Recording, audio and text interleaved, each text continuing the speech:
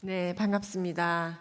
여러모로 부족한 사람을 이렇게 잊을만 하면 불러주시고 너무 감사드립니다.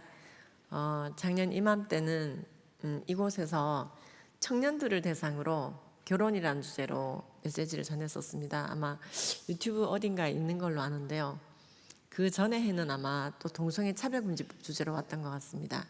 오늘은요, 이 가정의 달을 맞이해서 생명과 가정이라는 주제로 오늘 다루고자 합니다. 그러니까 하나님께서 한 생명을 대하는 태도가 어떠하셨는지를 우리가 직면하고, 한 생명을 대하는 하나님의 태도와 우리의 태도가 얼마나 일치하고 있는지도 보려고 합니다. 쉽게 말해서 하나님께서 한 생명을 대하는 태도는 천하 만물보다 한 생명 한 생명이 귀하며, 사실 개는 개처럼, 소는 소처럼, 돼지는 돼지처럼 만드셨지만 우리 인간만은 하나님의 형상대로 만드시고 천하 만물보다, 수금지와 목토천의 안드로메다 그 어떤 것보다도 우리 한 생명이 더 귀하다고 말씀해 주고 계십니다. 그리고 그것을 말로만 하신 것이 아니라 보여주셨습니다. 전지전능하시고 천지만물 창조하시고 나를 지으시고 나를 사랑하시사 날 위에 이 땅에 성육신하고 오셔서 내 모든 죄를 대신 뒤집어 쓰시고 죽으시고 부활하셔서 믿어서 구원받게 하실 만큼 우리를 사랑하셨습니다. 우리 한 생명이 지옥 구덩이로 가지 않도록, 우리 한 생명이 많은 영혼들을 옳은 대로 오는 사람으로 살아갈 수 있도록 우리의 창조주는 피조물인 우리를 위해서 죽어주기까지 하는 사랑을 보이셨습니다. 그리고 우리에게 말씀하십니다. 너도 그 이웃을 사랑하라고. 우리의 이웃은 하나님의 형상대로 지음받은 유일한 존재입니다.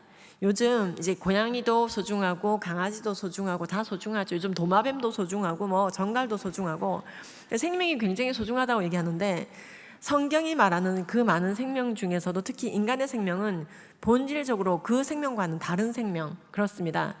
물론 그러한 자연 만물에도 하나님의 창조 솜씨와 창조 질서가 드러납니다. 그러나 우리 인간만은 하나님의 형상이 깃든 유일한 존재입니다. 하나님과 교제하는 유일한 존재입니다. 우리는 하나님을 찬양합니다. 하나님을 노하게 할 수도 있고 하나님을 슬프게 할 수도 있고 하나님을 기쁘시게 할 수 있는 것도 우리들입니다. 우리가 무엇이 간데 하나님께서 우리를 생각하시며 우리가 무엇이 간데 우리를 이렇게 사랑하고 계실까요? 우리는 그저 그 사랑을 모두 다 측량할 수가 없으며 측량을 못함으로 갚을 수도 없습니다. 우리가 누구에게 돈을 갚으려면요, 얼마를 빌렸는지 알아야 되잖아요. 근데 하나님께서 우리에게 베푸신 사랑을 측량을 할 수 없으므로 갚을 수도 없고, 우리는 그저 그 사랑을 받아 누리고 플로잉할 뿐입니다. 우리의 이웃들에게. 그래서 우리가 한 생명 한 생명을 대하는 하나님의 태도는 너무나 깊은 사랑이었고 큰 사랑이었고 일방적인 사랑이었어요. 그 독생자를 보내서 죽게 할 만큼 우리도 한 생명 한 생명을 대하는 태도가 어떠해야 되느냐? 그러해야 됩니다. 오늘 이제 제가 좀 PPT를 또 준비를 해왔는데요. 하나님께서는 아까 말씀드린 것처럼 성경에 나온 대로 우리 인간을 하나님의 형상대로 만드셨습니다. 그리고 우리 한 생명 한 생명에 대해서 여러 가지 말씀을 해주고 계십니다. 특히 태아에 대해서 여러 가지 말씀이 있습니다. 여러분, 이 구절 하나만 다 같이 읽어보실까요? 내가 배에서 나오기 전에 너를 성별하였고 너를 여러 나라의 선지자로 세웠노라 하시기로. 우리를 모태에 짓기 전에 우리를 이미 알고 계셨고, 즉 계획하셨고 성별을 하셨고 성스럽게 구별을 하셨고, 그러니까 우리가 이미 배 바깥으로 나오기 전부터 모태로부터 생명이었고 하나님의 형상대로 지음받았음을 말씀하고 계십니다. 수많은 성경 구절은 우리가 모태에서부터 주님의 형상대로 조성되었고, 그리고 심지어 태중에서부터 성령 충만을 받았다고 세례 요한은 말씀하고 계십니다. 어떻게 그럴 수가 있는가? 즉 하나님이 우리를 생명이 아닌 존재에서 어느 날 분만 정도 되는 시기 때 인간이라고 하는 존재로 마술적으로 바꾸신 게 아니라 태중에 있을 때부터 생명으로 만드신 것입니다. 그러면 이러한 생명에 대해서 하나님은 어떤 태도를 가지라고 말씀하실까요? 살인하지 말지니라 이렇게 말씀하고 계십니다. 또한 너희가 집을 지을 때 지붕에 난간을 만들어서 사람 떨어지지 않게 하라. 조심해라. 사람들의 생명을 구하는 쪽으로 만들어라. 그러니까 여러분들 중에서 만약에 건축을 하신다, 생명에 관련된 것을 하신다, 사람의 생명을 위험에 빠뜨리는 구조로 만들지 말고 잘 만들어라. 예, 얼마 전 뉴스에 봤더니 계단을 높이가 이제 굉장히 계단이 높이가 잘 맞아야 되는데 이 높이가 잘 안 맞는 계단을 만드는 바람에 헛디디셔가지고 한 어르신께서 사망하셨더라고요. 굉장히 무책임하게 계단을 만들어 놓은 거예요. 그러지 말라는 거죠. 사람의 생명은 소중한 거니까. 그리고 천하 만물보다 한 사람의 생명이 귀하다라고 말씀하고 계십니다. 우리가 인생의 생애주기 가운데 어느 한순간도 인간이 아닌 때가 없으며 소중하지 않은 때가 없습니다. 자, 이 중에서 불이 났는데 저 사람은 타 죽어도 돼, 이런 존재는 없어요. 다 구하고 싶은 존재들이죠. 그렇습니다. 소중한 존재들입니다. 하나님의 형상대로 지음받은 사람들입니다. 우리가 이제 태중에서 수정될 때, 즉 정자와 난자가 만날 때, 정자도 생명력이 있고 난자도 생명력이 있지만 그 자체가 만났을 때 생명 그 자체가 됩니다. 그래서요, 아기가 만들어지고 그 아기는 태아라고 부릅니다. 수정 이제 4주째만 돼도 벌써 심장이 뛰기 시작합니다. 콩닥콩닥. 저 중간에 빨갛게 보이는 게 심장이고요. 5주가 되잖아요. 뇌파가 감지가 됩니다. 뇌파가. 놀랍죠? 여러분들이 3등신일 때가 있었어요. 저렇게 처음부터 이렇게 8등신이 아니었어요. 아, 지금도 8등신은 아니시네요. 죄송합니다. 어떤 등신이라고 해야 되지? 왜 욕 같지? 예. N등신이라고 할게요. 여러분처럼 처음부터 이게 N등신이 아니라 3등신일 때도요, 뇌파가 감지되고 심장이 뛰고 심지어 6주가 되면은요, 손발이 뻗어져 나오기 시작합니다. 놀랍게도. 그리고 뭘 씹어 먹어보겠다고 벌써 전이의 뿌리가 만들어져요. 여러분, 씹어 먹으려면 태어나서 1년 정도는 돼야 이유식을 먹죠. 근데 착착착착 준비해요. 누가? 하나님께서. 그리고 8주가 되면은요, 팔이 이제 구부러지기 시작하고요, 10주가 되면은 지문이 나와요. 손톱 발톱이 있어요. 뭘 또 긁어보겠다고. 예. 그리고 놀랍게도 12주가 되잖아요. 아빠의 엄지손가락 크기가 됩니다. 그리고 15주 정도 되면은 이제 요란스럽죠, 아이가. 이때는 굉장히 본격적인 태교가 들어가야 됩니다. 이미 이전에. 바깥 소리를 구별하고 엄마 아빠 목소리를 구별하고.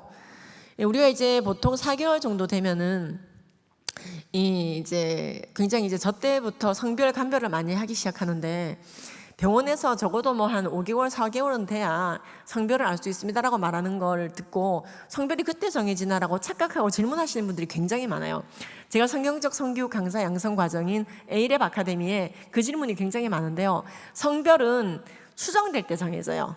Y 염색체가 있는 정자가 난자를 만나면 아들이 되고요, X 염색체만 있는 정자가 난자를 만나면 딸이 됩니다. 이미 아들, 딸 정해진 상태에서 저렇게 성장해 가는 거예요. 그리고 이제 6개월 정도, 5개월 정도 되면은요, 많이 이제 엄마에게 자신의 존재감을 이제 과시하죠. 걷어차고. 이때 태어난 아이들을 많이 요즘에 인큐베이터에서 살리죠. 근데 여러분, 놀랍게도 미국은 1970년대 중반에 낙태 합법화가 이루어지면서 6개월까지는 태중에서 주교도 되는 법이 통과된 거 아십니까?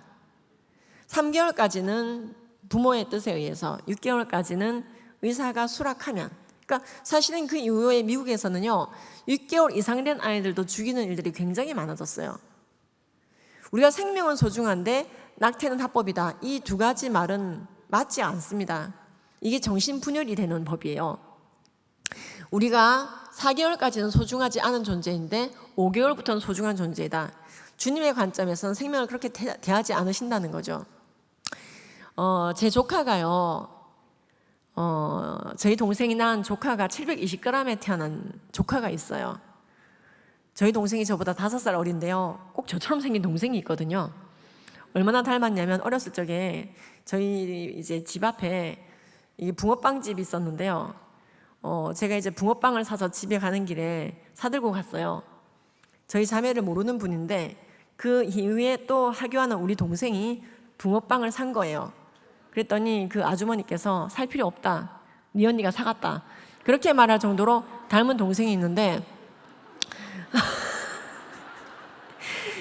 그 동생이 조카를 낳았는데 조기 분만을 할 수밖에 없었습니다. 왜냐하면 쌍둥이를 가졌는데 720g에서 한 아기가 성장을 멈추었고 나머지 한 아기는 1100g까지 갔는데 더 이상 체중 차이가 나면 둘째는 이게 작은 아기는 죽게 되고 큰 아기도 덩달아 위험에 빠진다는 거예요. 그래서 어떻게 해야지 되느냐 그랬더니 병원에서는 이대로는 둘 다 굉장히 이제 뭐 죽을 가능성 굉장히 거의 뭐 정해졌으므로 더 이상 이제 기다리지 말고 더 이상 체중 차이가 나게 기다리지 말고 제왕절개로라도 낳아야 된다. 그래서 이제 울며 불며 아이를 이제 태중에서 제왕절개로 이제 낳게 되었습니다. 그런데 720g이고 1100g 아들과 딸이었어요. 여러분, 우리가 이 아이가 태어났을 때 얼마나 기도했는지 몰라요. 엄마 자궁 속에 안전하게 크고 있어야 되는데 인큐베이터에 의존해서 생명을 이어가야 됐으니까요. 이 아이의 몸에 꽂혀있는 바늘이나 관이 너무나 아파 보였지만 무언가 해줄 수가 없었어요. 여러분, 태중에 있을 때 이 아기가 죽여도 되는 존재이고 태 바깥에 있으면 반드시 살려야 되고 똑같은 아기인데 뱃속에 있으면 그것은 낙태의 권리고 배 바깥에서 죽이면 신생아 1급 살인이고 이게 정신분열이에요. 이게 영적 분열이에요. 이 태아에 대한 생명에 대한 태도는 일관성 있게 나가야 됩니다. 우리는 갑자기 어느 날 소중해지기 시작한 게 아니에요. 성경 구절을 통해서 우리는 모태로부터 주님의 뜻에 맞게 조성되었고 하나님의 계획하에 태어났습니다. 그리고 하나님은 수금지와 목토천의 그 어떤 것보다도 우리 한 생명에 대한 하나님의 태도가 진지하셨고 대신 죽어주기까지 사랑하시는 정말로 피 흘리며 사랑하시는 그 사랑을 보여주셨어요. 이 생명에 대해서도 마찬가지예요. 어쨌든 우리 조카가 720g에 태어나서요 막 부산에 계신 친정 부모님도 올라오시고 우리 동생의 시댁 어르신들도 뭐 말할 것도 없죠. 우리 제부는 정말로 눈물이 없는 사람인 줄 알았는데 그때 처음 알았어요. 눈물을 흘리는구나. 그리고 저희 동생도 이제 거의 뭐 제정신이 아니죠. 왜냐면 살려야 되니까. 병원에서는 이제 유축기로라도 빨리 젖을 짜서 먹여야 된다. 그래서 이제 울며 불며 이제 뭐 몸 관리할 틈도 없어요. 어떻게든 뭐 젖을 짜서 먹여야 된다 그러지. 아이는 저렇게 아프지. 걱정스럽지. 그러니까 1100g짜리 아기와 720g짜리 아기가 다른 인큐베이터에 있었는데요. 1100g짜리 아이도 굉장히 작은데 720g짜리 아이가 워낙 작다 보니 이 아이는 오히려 골리앗 같더라고요. 근데 정말 우리가 그때 알았어요. 이 태아가 뱃속에 있던 배 바깥에 있던 소중한 존재이고 주님께서 하셨던 만큼의 대접을 받아야 된다. 여러분, 우리가 이 가정의 달에 낙태라고 하는 껄끄러운 주제를 직면해야 되는 이유는 여기 있어요.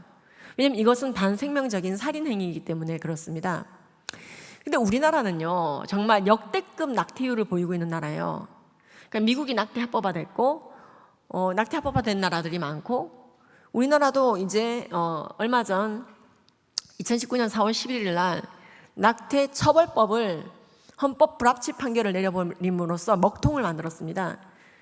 그러니까 객관적으로라도 우리나라는 낙태를 범죄로 봤어요. 형법으로 다스렸어요.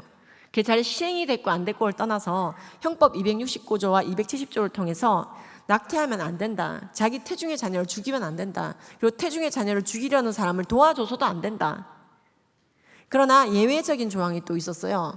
이런 경우에는 뭐 산모의 목숨이 위험하다든지 그게 모자보건법이 또 따로 있어요. 그러니까 형법만 있는 게 아니라 모자보건법이 따로 있고요. 태아에 관련된 법들이 그렇게 몇 가지가 있어요. 민법 천조에 보면은요 태아도 재산을 상속할 수 있다고 돼 있어요. 놀랍죠? 그러니까 이런 법들이 있었는데 우리나라가 그만 큰 죄악을 저질렀습니다. 낙태는 죄다라고 말하는 그 법을 헌법 불합치로 헌법 정신에 맞지 않다라고 말하며 낙태를 얼마든지 해도 이를 치리할 수 없는 나라가 돼버린 거예요. 근데 사실 우리나라는 법상으로는 낙태가 죄지만 실제로 낙태를 그 어떤 나라보다 적극적으로 제가 봤을 때는 중국 다음으로 열심히 적극적으로 했던 나라예요. 왜냐하면 우리나라는 특이하게도 굉장히 강력한 산하 제한 정책이 있었습니다. 우리나라의 낙태를 얘기할 때 이걸 빼고 얘기하는 것은 굉장한 실수예요. 우리가 직면해야 되는 현실인데요. 1960년대만 하더라도 평균 6명 정도의 아이를 낳던 시절이었습니다. 우리나라가. 그때는 60년대에는 셋만 낳아라 제발 뭐 이런 표가 많았어요. 세 자녀를 낳아라. 더 이상 낳지 말아라. 더 이상 낳으면은 안 된다. 그래서 이제 그 많이 낳는 것은 미덕이 아니다. 줄여라. 산하 제한 정책을 펼치게 됩니다. 그리고 보건소에 가서 피임 시술을 받아라. 이런 게 이제 굉장히 많이 전단지로 살포가 되었습니다. 그러다가 70년대가 돼서는요, 셋도 많다. 둘만 낳아라. 둘만 낳으라고. 그래야지 나라가 발전한다. 명절 갈 때 어디 셋을 데리고 가? 둘을 데리고 가라. 그래서 굉장히 딸아들 구별 말고 둘만 낳아 잘 기르자 기억들 하실 거예요. 그러다 80년대가 돼서는요, 둘도 많다. 하나만 낳아라. 하나만 낳으라고. 그래서 이제 80년대 중반에는 아예 자식이 셋이는 집안에게 모욕을 주는 광고를 하기도 했어요. 놀랍죠? 예. 셋이면 손들지만 뭐 이런 식이에요. 하나는 당당하게 손들고. 그리고 인구가 4천만이 넘게 생겼으니 큰일 났다. 4천만을 넘다니 이걸 큰일 났다. 이제 우리는 식량난과 교통난에 시달릴 것이다. 멜더스의 인구론을 대책 없이 받아들이고는 그대로 밀어붙인 거예요. 오늘 주어진 시간 안에 이 인구론까지 다룰 수는 없지만은 굉장히 뿌리 깊게 잘못된 생명관이 우리나라에 자리 잡게 되었습니다. 그래서요, 그냥 낙태를 허용하고 있는 미국보다도 더 높은 낙태율을 보이고 있었고, 많은 어르신들이 애국 애족하는 길인 줄 알고 낙태를 했어요. 왜? 국가가 하라고 하니까. 국가가 낙태 버스까지 돌리니까. 그리고 산하 제한 정책이 94년도로 이제 끝나면서 이상하다. 너무 인구 절벽이 되는 것 같아. 좀 덜 나으라 그랬는데 너무 심하게 안 낳는 것 같아. 그러면서요, 94년도 이후로는 낳으라로 바뀌게 됩니다. 낳으라고. 제발 낳으라고. 자식이 제일 좋은 거라고. 건물보다 자식이 낫다. 뭐 이렇게 됐어요. 그래가지고는요, 둘을 낳아라. 그러더니 아니야, 셋을 낳아라. 다다익선. 뭐 이런 말들을 하면서 이제 먹고 살만하니까 더 나아. 인구가 그래도 1억 정도는 돼야지 잘 사는 것 같아. 일본도 1억 넘길 때부터 잘 살게 됐잖아. 자, 여러분, 한 생명을 대하는 태도가 경제와 환경 여러 가지 조건 때문에 왔다 갔다 해서는 안 됩니다. 한 생명을 대하는 태도는 하나님과 닮아 있어야 됩니다. 한 생명을 대하는 하나님의 태도와 한 생명을 대하는 우리의 태도가 차이가 날수록 그 사람의 영성은 저질스러운 영성인 거예요.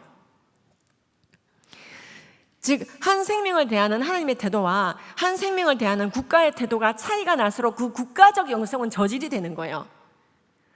일치되어져 가야 되는 거예요. 하나님이 세상을 이처럼 사랑하사 독생자를 주셨으니 이는 저를 믿는 자마다 멸망치 않고 영생을 얻게 하려 하심이라. 즉, 우리가 한 생명을 대할 때요, 그 생명이 잘 되기를 바라고.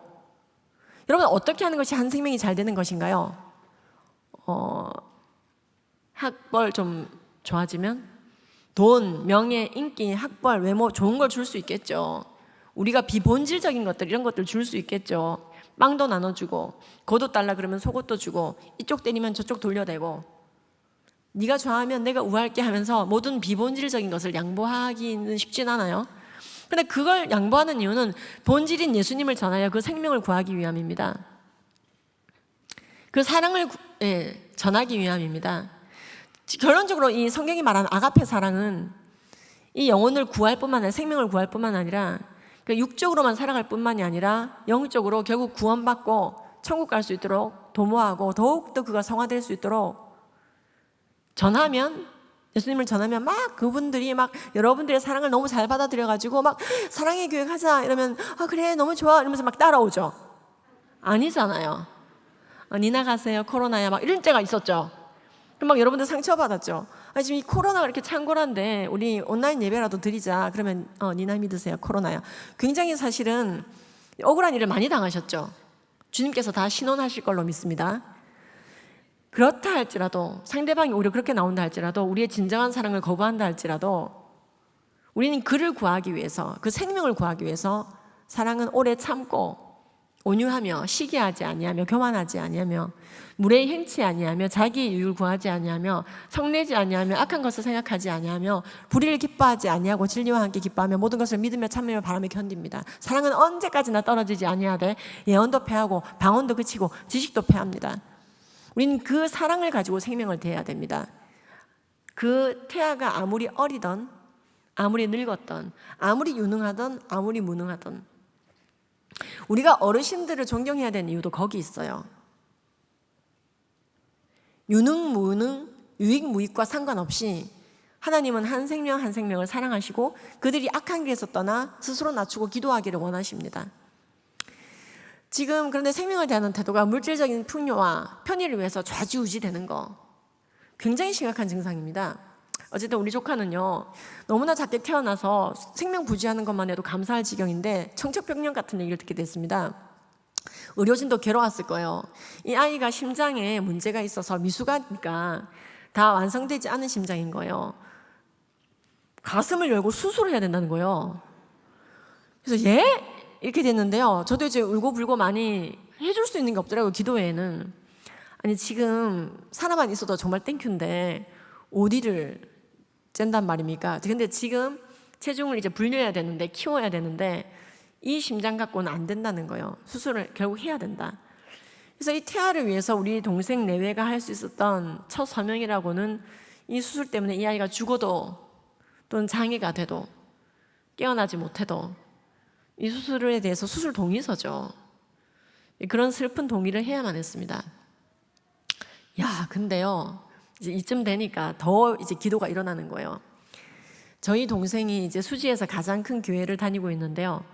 22일 날 우리 사랑의 교회가 오늘 첫 테이프를 끊는 낙태 반대 영화 언플랜드를 우리 사랑의 교회에서 첫 테이프를 끊는데 세 번째 테이프를 그 교회에서 끊는데요. 그 교회 온 교인들이 이 신생아들이 살게 하려고 얼마나 기도를 시작하신 거예요. 온 교회여 기도하라. 여기서 태명을 가지고 불러가면서 교인들이 기도를 하고 주보에 나오고 왜? 생명이라서. 그래서요, 이 한 생명을 대하는 하나님의 태도가 어떠해야 되는지 교회들이 이제 힘을 뭉치게 된 거죠. 그래서 어쨌든 막 기도를 시키고, 저희 부모님은 또 부산에 계신 분들인데 부산에 계신 교회에 또 부탁을 하고 기도를 하고 저희도 기도하고 막 기도할 수 있는 모든 선에 제가 있는 학부모 단체 방까지 올려서 기도시키고 막 그랬어요. 근데요, 수술을 했는데 이겨내더라고요. 와, 정말요. 근데요, 그래서 이제 진짜 좀 이제 적극적으로 살을 찌우고 진짜 좀 잘 먹여보면 좋겠다 하고 있는데 병원에서도 또 너무 힘든 결단을 내렸어요. 지금 이제 한 달 정도 됐나? 한 번 더 째야 된다는 거예요. 수술을 지금 한 지 얼마 안 됐는데. 왜요? 그랬더니 이제 또 장이 들러붙는 이제 일종의 이제 그 장폐색과 비슷한 현상이 신생아들에게 자주 일어나는데요. 지금 어른도 한 달 새에 개복을 2번 하면 힘듭니다. 또 난리가 났어요. 온 교회가 기도하고 정말 내 뼈가 부러지는 것처럼 기도를 하고 마음 아픈 기도. 하지만 살려야 되는 기도. 그러니까 한 생명을 대하는 태도가 그래야 돼요. 근데 이 아이가 뱃속에 있을 땐 죽여도 된다는 것은 정말로 영적 분열이죠. 그래서 또 수술을 했어요. 정말 힘들었을 텐데 견뎌내더라고요. 2번째 수술에서 아기가 깨어나는 거예요. 어떻게 이런 일이. 정말 감사의 기도를 드렸는데요. 3번째 얘기는 안 들었으면 싶은데 학교에 이제 병원에서 또 한마디 더 하셨어요. 한 번 더 수술해야 된다. 2번째 수술을 때 집어넣었던 그 장을 이제 그 보완하기 위한 그 장치를 빼야 된다고 하시는 거예요. 와, 정말 있잖아요. 2달 사이에 3번의 개복. 부모로서 이 아이를 살리기 위해서 선택할 수 있는 것이 유한했어요. 한계가 있었지만 3번째 수술을 했어요. 근데 정말 우리는 많이 기도했어요. 근데 세상은요, 이런 태중의 자녀를 죽이는 일을 서슴없이 하기 위해서 이제 용어까지 바뀌고 있어요.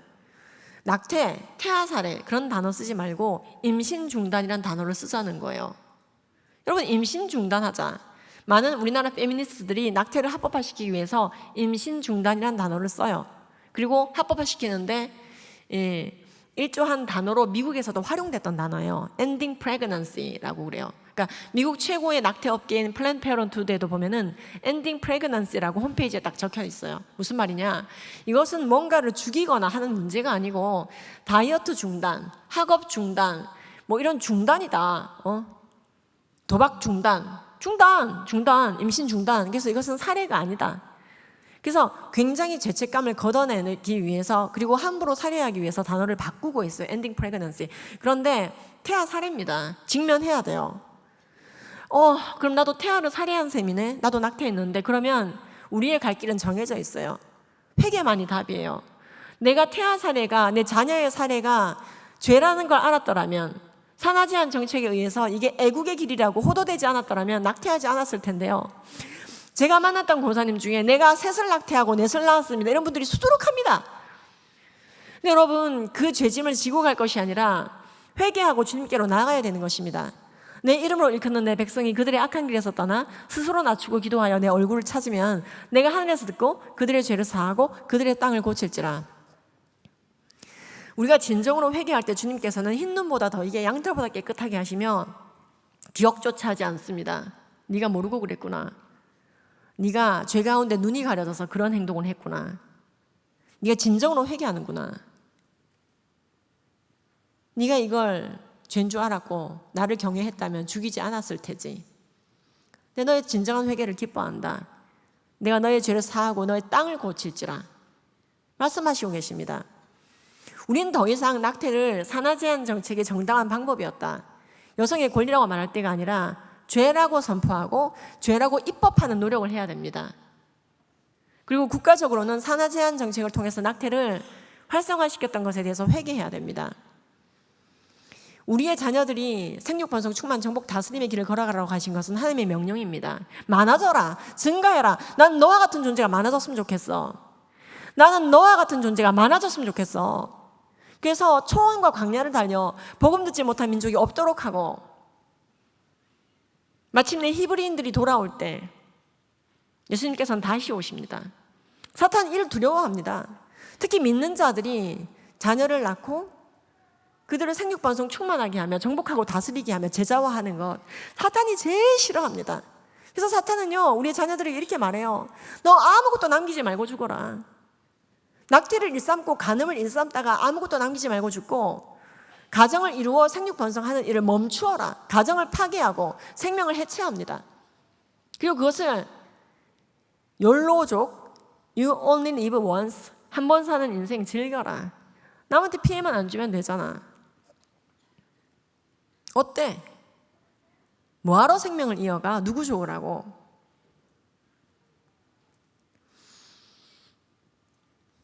사탄은 어마어마한 계획을 세우고 진행하고 있어요. 너 아무것도 남기지 말고 죽어라. 근데 하나님은 너는 많아져라. 지금 우리나라는 명백하게 형법 269조와 270조를 통해서 낙태를 죄로 선포하고 있었으나, 맨 아랫단에 보이시겠지만 그게 더 이상 죄가 아니라고 하는 헌법 불합치 판결이 나왔고, 우리나라는 이제 뭐 강간을 당해서 아기를 가지게 되거나 장애 아동일 것으로 예상되는 아기들에 대해서 얼마든지 죽여도 되는 법이 있습니다. 사실 기독교는 이 모자보건법에 대해서도 그래, 이런 사람들은 다 죽여도 돼라고 동의하지 않습니다.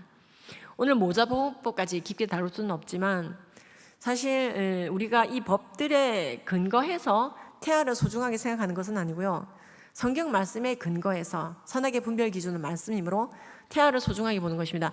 우리나라 민법 1000조에는 심지어 태아가 유산을 상속할 수가 있습니다. 국민으로 보고 있는 거예요.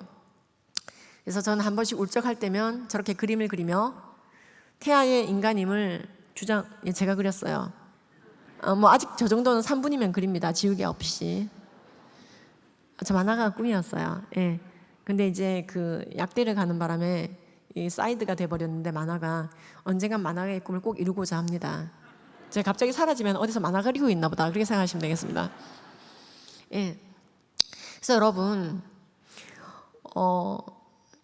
아까 이 만화로 사진 찍으신 분들이 있던데 제가 제 페북에 그럼 올려놓겠습니다. 예.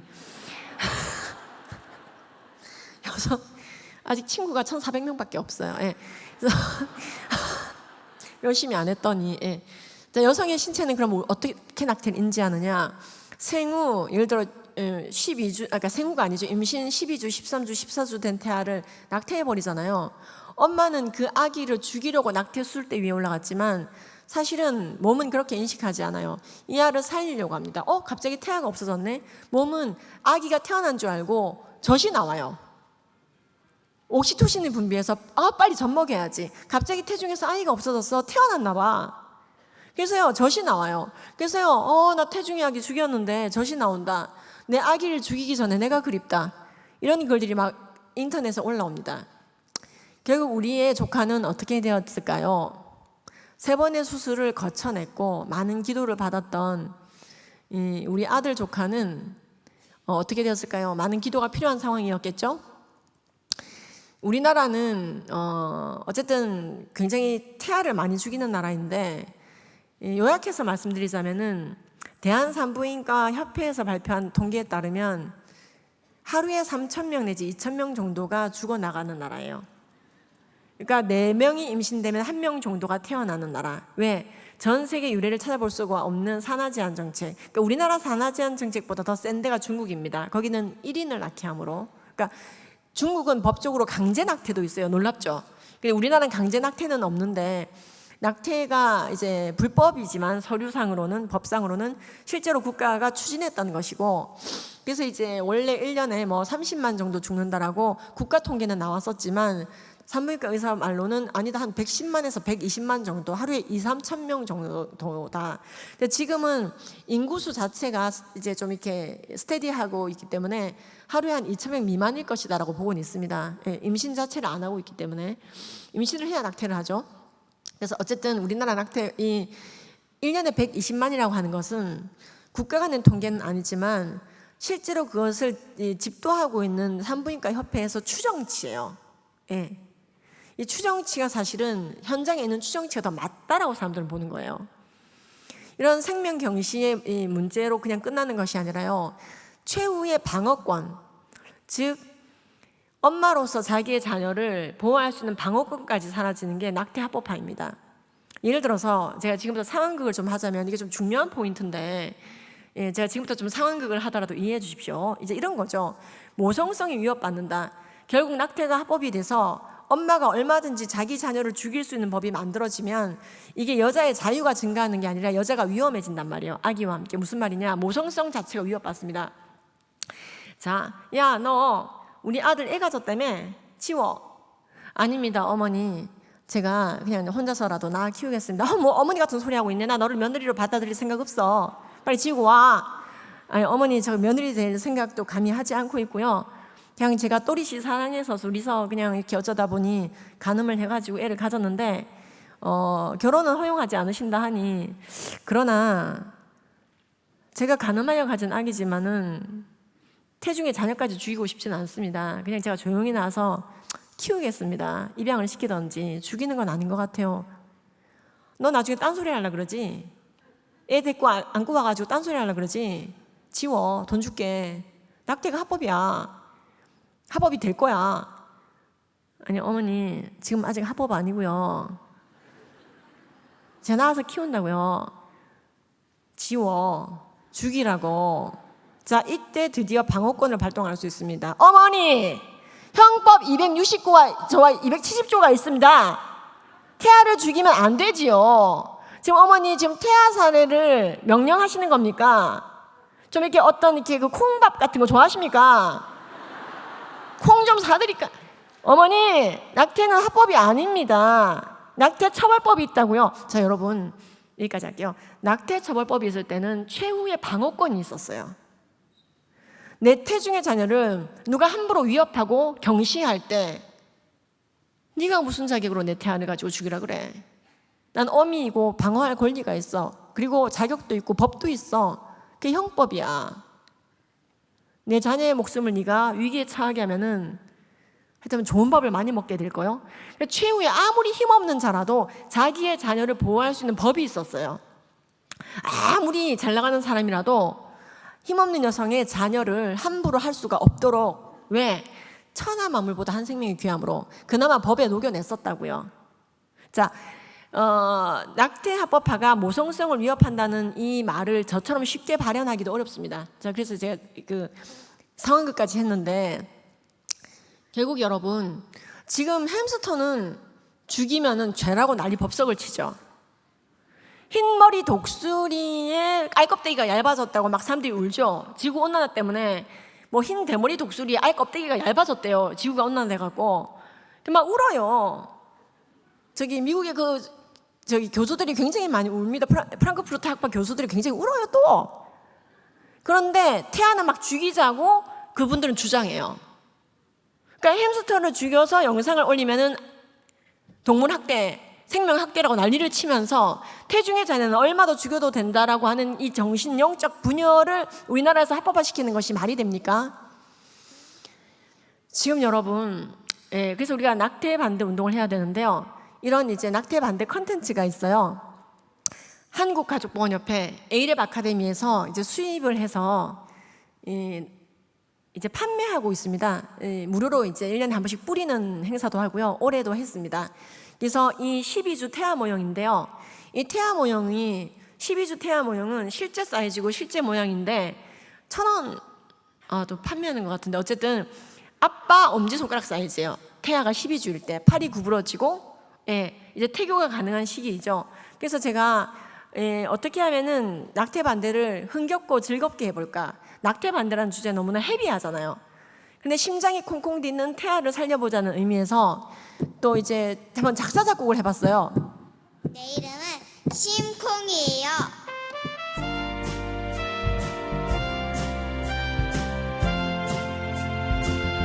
내 이름은 심콩이 사는 곳은 엄마 뱃속 내 이름은 심콩이 인생살이 찌들댔어요 어느덧 내 키는 엄마 엄지 손톱길이 내 이름은 심콩이 크고 있어요 내 이름은 심콩이 사는 곳은 엄마 뱃속 내 이름은 심콩이 인생살이 12주예요 어느덧 내 키는 아빠 엄지 손가락 내 이름은 심콩이 크고 있어요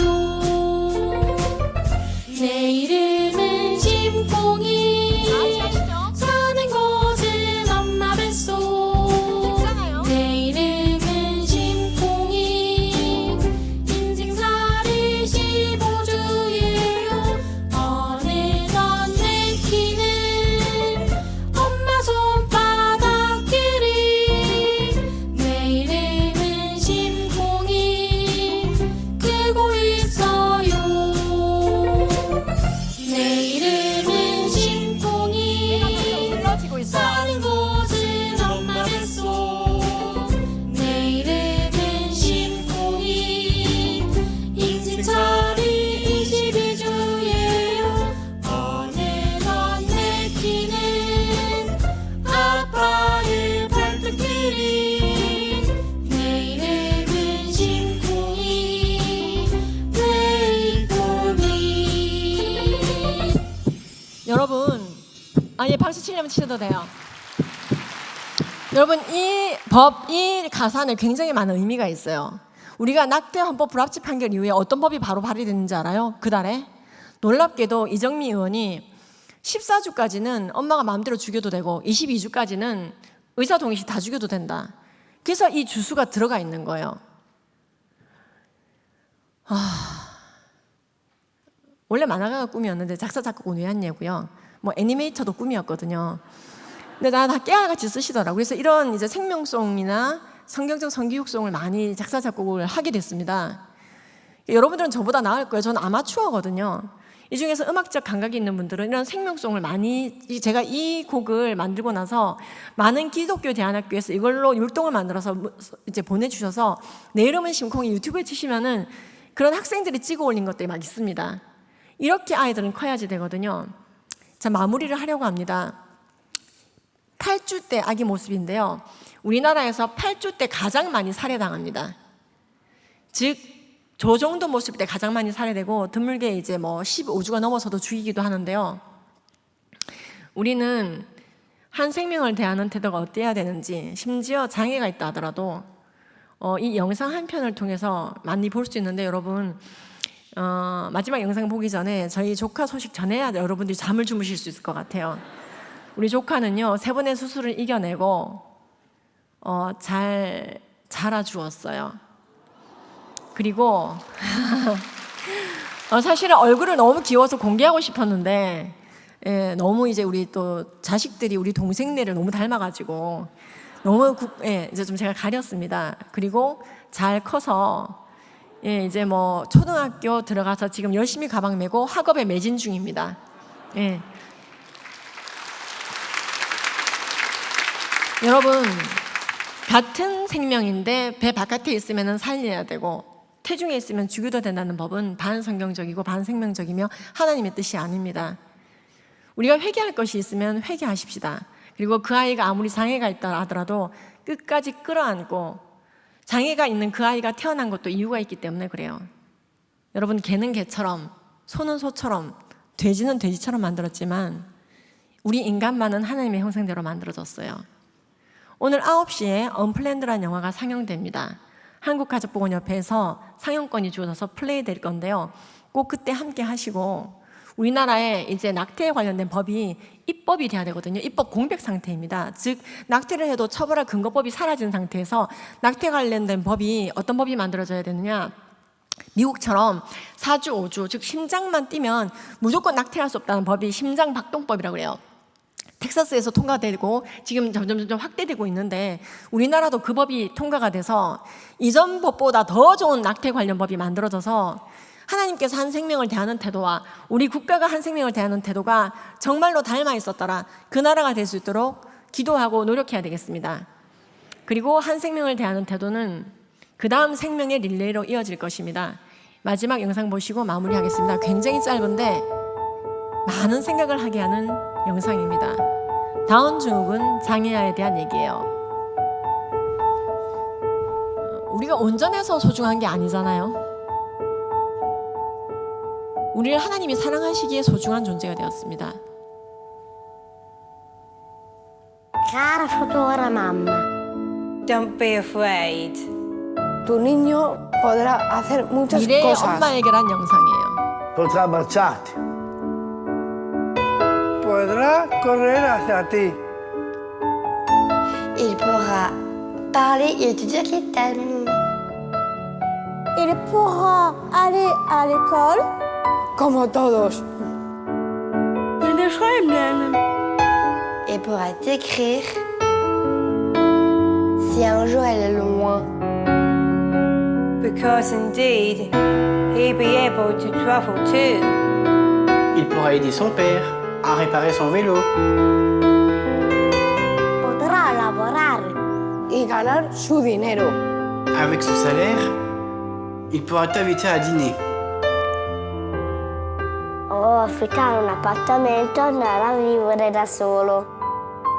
A volte sarà difficile. Quasi possibile. N'est-ce pas pareil pour toutes les mères? Dear future mom, Tuo figlio potrà essere felice. Come lo sono io. Et tu seras heureuse aussi. Vero, mamma?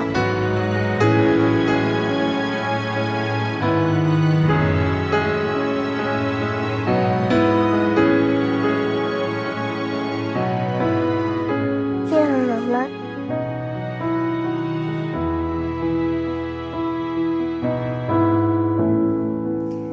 저는 두 아이를 키우고 있는데요. 29에 낳은 아이가 벌써 성인입니다. 저희 자녀들이 중고등학생일 때 벌써 얘기 여러 번 했습니다. 난 너와 같은 존재가 많아졌으면 좋겠어. 충만하라, 많아져라, 증가해라. 그리고 초원과 광야를 달려서 복음 듣지 못한 민족이 없게 하라. 난 너와 같은 존재가 정말 많아졌으면 좋겠어. 그 말 그대로 이 땅 가운데 구현되는 우리나라가 되었으면 좋겠습니다. 감사합니다.